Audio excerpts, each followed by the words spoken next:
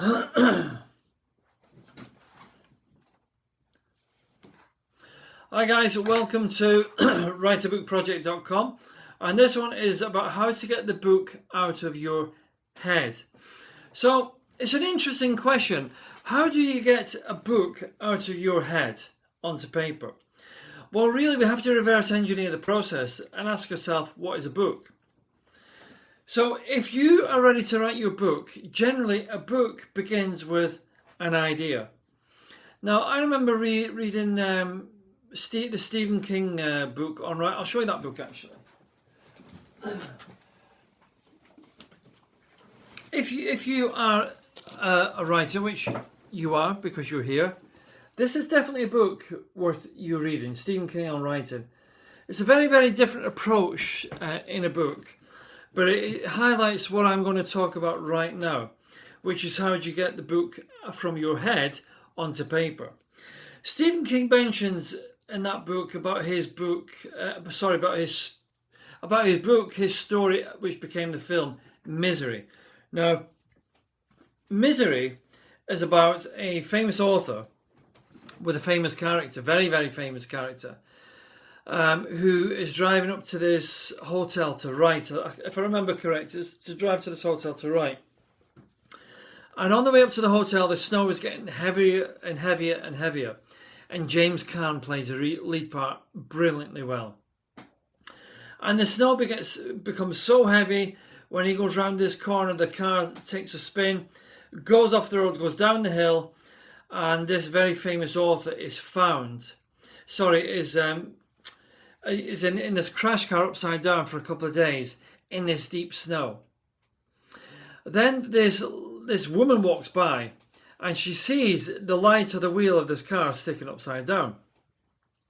So she goes down to the car and she pulls out this guy who's upside down with his manuscript and his briefcase and everything else in this car. And she can't believe her luck. It's the writer and the author of her favourite book about this character called Misery. And the story goes on then where he decides to write the very last chapter, the very last book in this series of books, in this story. And he kills off the character at the end. And when she finds out he's killing off the character of her favourite books, and she's crazy, by the way, if you've never read or seen the film.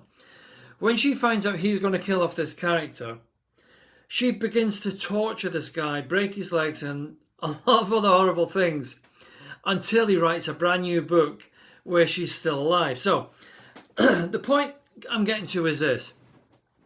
Stephen King said he was coming back or going to a hotel at one day. The snow was very heavy. And as he was driving, he thought, I wonder what would happen if my car span off the road, went down the hill, and the rest of the story started to take place. So it's what we call a what-if scenario. What if that happened? So this goes back to the idea. So the initial idea comes from a what if that happened, and then the story develops. So you may have an idea in your head right now, and it could be a what-if scenario. So what if I had married somebody different who is more like this than like that? What if I had got on the wrong plane and ended up in this really strange country rather than in France where I was heading? What if I decided to get a ferry and the ferry began to sink rather than reach the other side in Saint Malo in France? They're all what-if scenarios. That's how a story begins. So if you have that what-if scenario, you then develop that story in your mind. And just not what-if scenarios, you may want to write a legacy or a biopic type of book. So really, how do you get the idea from the biography out of your head? Well, really, this is a lesson in memory and a lesson in history. So really, you really do need to use a pen at this point and just write down every year. I mean, if I sat here, and I have done this, In fact, I do that in this book, but very, very lightly.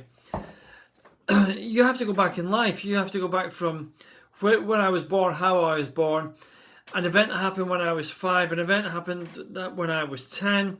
What happened when I was a teenager, in my 20s, 30s, 40s, 50s, 60s, 70s, etc., etc. And then you have to take 1 or 2 major events, which would probably be the biggest highlight of your whole, the biggest highlight of your whole decade in your 60s or 50s or whatever.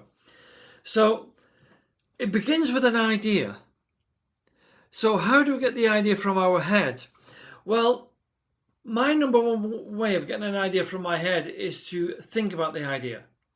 It's to give it as much thought as possible, which is, well, quite honestly, which is a lot of sitting around. You know, you have to sit around, drink coffee, drink tea, look at the sky, sit on the beach, go for a walk, go into nature. Whatever it is that makes you relax, where you get your mind time. I actually get my mind time when I'm in the gym.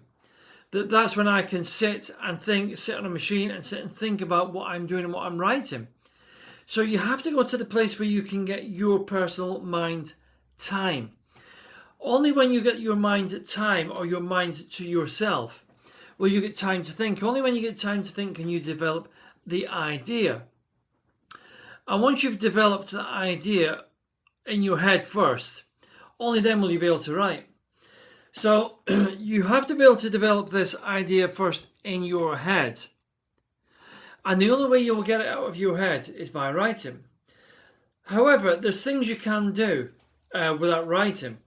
So some things I've done in the past is, and I still do now, I will switch on my iPhone, I will open my notes, and I will press dictate. And once your phone is used to you speaking, and the same with your Mac as well, I've just written 50% of a book on here by dictation. And 1 or 2 words were wrong, but it was almost perfectly correct. You can dictate every chapter of your book. So you would just really get your phone or your computer and you say, chapter 1, how it all began. And then you just, because you'll take out any extra things that you say in the edit, remember. So to get it from your head, to get the idea from your head onto paper, the first step is to extract the idea. Just so you can extract the idea into an MP3 recorder, into your phone recording. You can do a dictation recording where you have notes there already. Or you can do it the way I do it to get it out of your head, which is do the handwritten notes. But there has to be a way of getting it out of your head. But you only take it from your head once you've thought about it.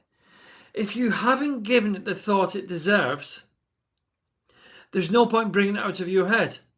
But on the back of that, what will happen is this. On the back of that, what will happen is once you have that initial idea and you get that idea out of your head, once you begin to write the book, more ideas will pour out from your head anyway. So I think what I'm saying is don't wait for the perfect moment to write the book, because the perfect moment doesn't exist. You just have to, what we would say is seize the moment, seize that moment to get that idea out of your head. So the idea for a book will always start here, and that will be mental or visual, or it could be something you hear. I mean, it's very easy to hear someone think, well, you know, that would make a great story. It's very easy to get an idea from somebody sitting in the street and write the story about that person sitting in the street. Where did they come from? How did they end up there? How did they escape living on the street? There's a million and one things you can write a story about. But once you get that idea, make sure you let it ferment and develop. And then you will wait for the time to write that book. And that is when you have to take those initial steps where you can, I mean, you can do the probably the most expensive way as well, which is hire somebody to ghostwrite that idea for you also.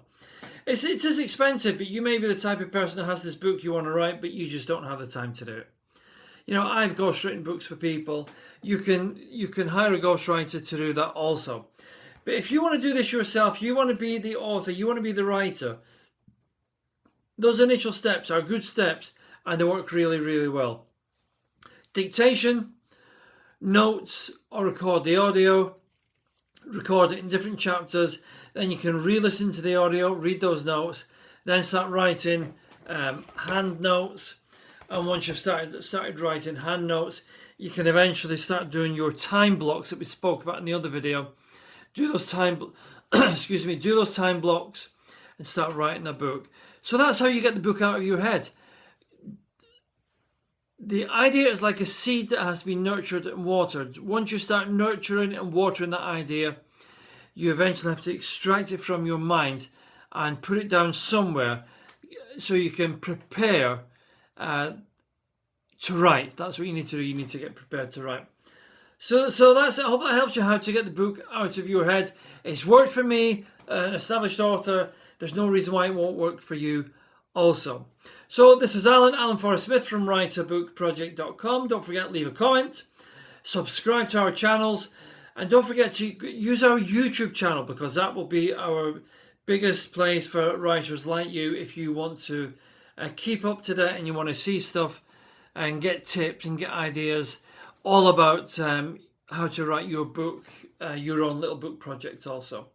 So thanks for tuning in. Thanks for listening. I appreciate you. And don't forget, you are a writer.